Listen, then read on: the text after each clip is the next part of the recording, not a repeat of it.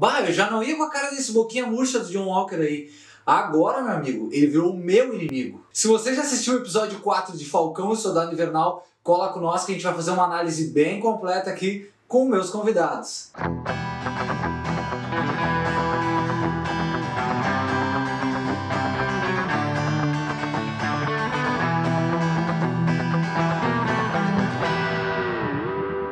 Se você não me conhece ainda, eu sou @JohnCossetin e você está no Pipoquinha na Manteiga, o canal que dá dicas de séries e filmes. Nós estamos nessa batalha, nessa saga de fazer a análise semanal de Falcão e Soldado Invernal. Então hoje eu trouxe dois convidados aqui comigo. O meu parceiro Ricardo, do site Legião Jovem. Fala, Dion, tudo bom com você? Eu sou Ricardo Fontes aqui do Legião Jovem. Estamos aí para mais uma análise aí do episódio 4 de Falcão e o Soldado Invernal. Fica com a gente aí porque tem muita coisa boa nesse episódio aí pra gente falar. E o sagaz Rafa Iris, do Vai Ter Pós-Crédito. Fala aí, John. Fala aí, pessoal do Pipoquinha na Manteiga. Obrigado pelo convite. Meu nome é Rafael da Fonte de Iris. Eu faço as notícias e algumas resenhas pro Vai Ter Pós-Créditos. É só seguir lá. O dinheirinho bem gasto com a Disney Plus, né? Eu tava meio assim logo que lançou aqui no Brasil o streaming, mas agora me sinto muito satisfeito, tô achando um dinheiro muito bem investido. Porque Wanda e Visão é uma série que eu gostei bastante, e Falcão e Soldado Invernal também impressionando demais, com muita ação, com muito conteúdo. Ricardinho, fala um pouco pra nós o que tu achou desse episódio 4, o que teve de diferente dos outros. Cara, como eu disse, tem muita coisa boa pra gente falar aí. Dando uma pincelada rápida pelo episódio. O episódio foi bem ativo, com bastante coisa. Os outros 3 episódios me pareceu um pouco quanto apresentativo, mostrando elementos, né? E nesse episódio já não teve tanta apresentação de nada. Deu sequência àquela trama que foi construída aí nos 3 primeiros episódios, né? Então esse episódio... Não que os outros tenham sido ruins, né? Mas esse episódio foi disparado aí o melhor porque ele conseguiu desenvolver mais. Foi mais rápido, teve mais ação, muito mais coisas que a gente viu aí comparado com os outros, né? Então teve bastante coisa interessante aí. E, na minha opinião, o melhor episódio até agora foi esse daí, né? No final do episódio 3, né, o gancho que foi deixado foi a Ayo chegando até o Bucky para perguntar o que aconteceu, por que soltaram o Barão. E a gente já sabia que com a chegada dela, o Wakanda ia se desenvolver, ia ter mais coisas ali sobre essa parte da Marvel. E se concretizou com esse episódio. Então conta um pouquinho para nós, Rafa, como é que foi esse desenvolvimento? Bom, vamos aos easter eggs do novo episódio. Quais são os easter eggs? A volta de Wakanda. Sim, uma hora a gente sabia que o Wakanda ia voltar, a gente só não sabia quando, e né, mesmo que seja muito rápido, muito curtinho, pelo menos a gente tem o gosto de, por exemplo, ver todo aquele ambiente de Wakanda. Muito rapidinho, mas pelo menos já dá uma ajuda. Voltando, né, a gente vê finalmente o Bucky encerrando finalmente o seu ciclo como Soldado Invernal, porque afinal de contas ela fala as palavras de ativação e as palavras não surtem efeito no Bucky. Elas começam a deixar ele apreensivo, mas ele fica tranquilo. Se você está curtindo o vídeo, não esqueça de deixar o seu like aqui embaixo, é muito importante. Se inscreva no canal, toque o sininho das notificações para cada vez que chegar um vídeo novo aqui, você receber essa novidade aí do outro lado. E um episódio espetacular que nem esse não podia faltar ação. Aliás, é o que a série tem nos mostrado e muito bem feito nesses episódios iniciais. Então teve um momento na sala ali onde todos se encontraram, teve aquele quebra-pau violento muito bacana, cenas assim, ó, muito bem executadas. E nisso, o Barão Zemo, como sempre, foi sorrateiro e deu aquela fugidinha, né? E nessa fugidinha, tivemos um alívio cômico com o Bucky e o Sam falando ali, né, que ele fugiu ao estilo El Chapo. E nós vamos saber um pouco mais sobre o El Chapo com o parceiro Rafa Iris. O El Chapo foi um narcotraficante parecido com o Pablo Escobar, que foi bem contundente as coisas. E né, ele foi notório porque ele conseguiu fazer 2 fugas. Uma em 2001 e a mais recente em 2015, onde ele ficou 1 ano. E nessa fuga ele basicamente escavou um túnel de 1,5 km.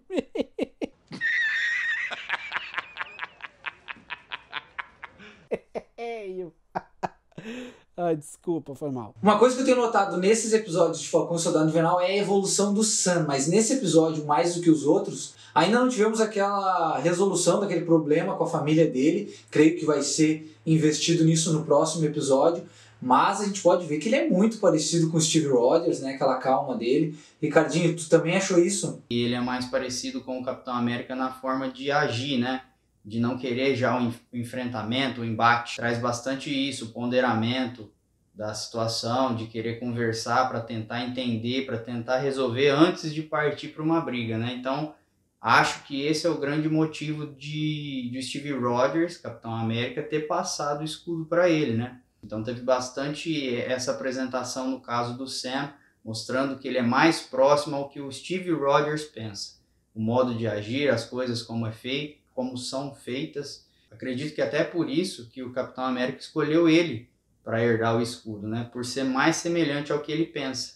Bom, abrimos bastante aqui sobre o episódio em si, mas não falamos ainda sobre o personagem principal desse episódio, que mais teve ênfase, que foi o agente americano, né, o John Walker, ali, o novo Capitão América. O Rafa tem uma história para nos contar do agente americano. Fala para nós aí, Rafa. Outra referência também, essa daí jamais na história do agente americano, porque o agente americano, a gente vê que, né, ele tenta fazer o certo, mas às vezes acaba sendo meio estranho as coisas que ele faz. Porque o que acontece é o seguinte, o agente americano, ele tenta salvar a família, fazendo um plano, só que o plano dá errado, a família morre, e aí ele vai perseguir os Watch Dogs, né, que é um grupo que ele tá caçando, e aí então, pra mostrar o seu pra make a point, né, tipo, deixar acertado, ele vai e ele quebra, ele estraçalha cada um dos Watch Dogs, todos que ainda não foram capturados. Ele mata alguns, inclusive. E a morte até do Battlestar pode até ter uma espécie de relação mórbida com a morte do George Floyd, né? Porque o jeito como é brutal é bem intenso. Outra referência rapidinha que dá pra se ver, a fala do Dr. Erskine, que justamente, eu já falei, o Dr. Erskine, ele sempre dizia, o soro só amplifica aquilo que já tá lá dentro. E eu acho que justamente no interior do Walker, ele já tinha um demônio dentro de si. E agora que ele pegou o soro do super soldado, ele só vai deixar o monstro sair. O Walker realmente é assim, ele é violento, ele é truculento, ele passa por cima de todos. E no episódio como um todo, foi legal, né? A trama realmente tá ficando cada vez mais empolgante. E agora a gente quer saber qual é o desfecho desta desgrama. No episódio 13, a gente teve pouco envolvimento do novo Capitão América, o John Walker. Só que nesse episódio 4 ele foi bem exposto da pior maneira possível, né? Se a gente for notar, ele tem tudo na vida, né? Ele é um herói condecorado com várias medalhas, já era um grande soldado. Ele pegou esse fardo aí de ser o novo Capitão América, então ele tem tudo na mão dele, mas mesmo assim ele quer ir atrás de um soro, então ele se mostra aquele cara que a gente já tinha meio que sacado nos episódios anteriores, mas não queria acreditar. Então agora sim ele é o inimigo pra mim. E o ponto-chave, na minha opinião, desse último episódio aí, foi o John Walker mostrando sua verdadeira face, né? A gente já havia falado aqui que, na análise do outro episódio, que o poder já havia subido a cabeça, e agora a gente percebe que mais ainda, né? Ele conseguiu uma artimanha aí para ter um poder, e agora a gente vê que realmente o John Walker não é a representação do que foi o Steve Rogers, né? E a gente pode trabalhar da seguinte forma: o Capitão América do Steve Rogers foi escolhido para receber o soro por um motivo, porque ele era uma pessoa inteligente na época, claro, né? Ele era uma pessoa que não tinha força física e ele saberia realmente dar valor a essa força.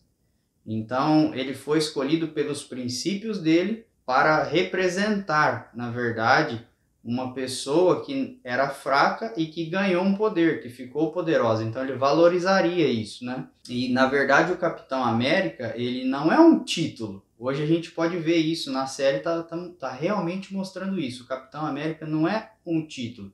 O Capitão América se tornou um símbolo chamado Capitão América, devido a tudo aquilo que o Steve Rogers fez, baseado naquelas escolhas, naquelas decisões, por ser uma pessoa coerente, ponderada, correta, acima de tudo digno, porque ele levanta o martelo no final de Ultimato, aí a gente consegue ver isso. Então ele é uma pessoa acima de todos, né? Ele tem princípios, ele é um cara correto, e isso faz com que ele se tornasse um símbolo. Então não é o escudo, não é o título, mas aquelas ações do Capitão América fizeram o Capitão América ser quem ele é, né? E o John Walker aí prova no final do episódio que ele não passa de uma pessoa. Agora, uma pessoa super poderosa, né? Tem o super poder, mas em contrapartida as decisões dele continuam sendo erradas. E principalmente o John Walker tem se mostrado exatamente aquele personagem que é forte e nada mais que isso, né? Ele não tem princípios, ele não tem uma coerência, ele não tem um ponderamento como o Capitão América tinha, como o Sam tem. Então é aí que a gente vê os detalhes, né? Não é só um escudo ou só um título, vai muito mais além. O Capitão América vai muito mais além do que só isso, né? Nossa análise do episódio 4 é essa, espero que você tenha gostado. Muito obrigado por ter ficado até aqui no vídeo. Indique para os amigos esse vídeo, para o Pipoquinha na Manteiga chegar em outras pessoas, para a gente poder crescer aqui no YouTube. Só assim o YouTube consegue entender, se tiver teu like ali, se tiver tua inscrição, a tua notificação, vai entender que a gente está fazendo um conteúdo legal. E se você acredita nisso, compartilhe com os amigos. Muito agradecido por ter hoje aqui comigo o Rafa Iris e o Ricardinho. Valeu, gurizes, vocês mandaram demais. É isso aí, gostei bastante desse último episódio. Semana que vem a gente volta aí com a análise do próximo episódio, do episódio 5. E para quem ainda não conhece, segue lá, @site Legião Jovem, no Instagram, no Facebook e no Twitter. E também acesse o nosso site lá, www.legiaojovem.com.br. É isso aí, obrigado e até a próxima. Eu agradeço ao John por ter me deixado me apresentar e participar do episódio como um todo. Espero que vocês tenham curtido pelo menos algumas dessas pinceladas que eu consegui fazer. Eu prometo voltar com live todo dia falando dos principais assuntos da cultura pop. Se liga, não dá pra piscar. Até mais. Semana que vem a gente está de volta para a análise do episódio 5. Um grande beijo amanteigado para vocês e até mais. Tchau!